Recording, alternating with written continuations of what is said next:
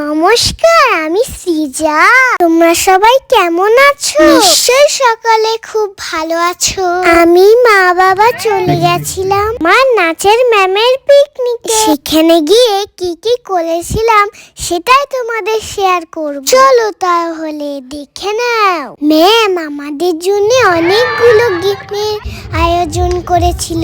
আমিও গেম খেলেছিলাম, কিন্তু কি করব পারি আমি আমিও আমার বন্ধুরা খুব মজা করেছিলাম। কত লোকজন এসেছিল দেখো, সবাই খুব আনন্দ করেছিল। আমার এই ম্যামের পিকনিকে আসতে খুব ভালো লাগে, খুব মজা হয়। এবার শুরু হলো বলো দিদিদের খেলা। দেখা যাক কে ফার্স্ট। সবাই খুব মনোযোগ দিয়ে খেলছে। রাধা দিদি খুব সুন্দর করে জলটা টেবিলের উপরে গিয়ে রাখতো, জল পড়েনি। দেখো কত মজা করছে।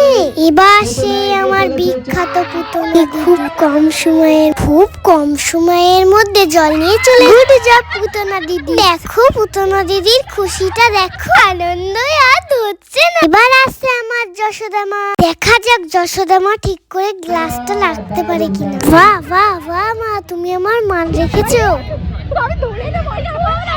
এবার আসছে মিঠি দিদি টেবিলে আসার আগেই জলটা ডিসকোয়ালিফাইড। তুমি যতই নমস্কার করো গিফট তো আর পাবেন। এবার আসছে লাল দিদি। যাক, ঠিক করেই রেখেছে জল। এই দিদিটার অবস্থা দেখো, সব হাত কাঁপলে এক্ষুনি পড়ে যাচ্ছিল। এই এক আমার পুতনা দিদির মাথা খারাপ। ফার্স্ট হয়েছিল, মাথাটা পুরো এবার প্রাইস না নিয়ে আর থামবে না। কি টেস্টি পকোড়াগুলো, কফিটাও দারুণ ছিল।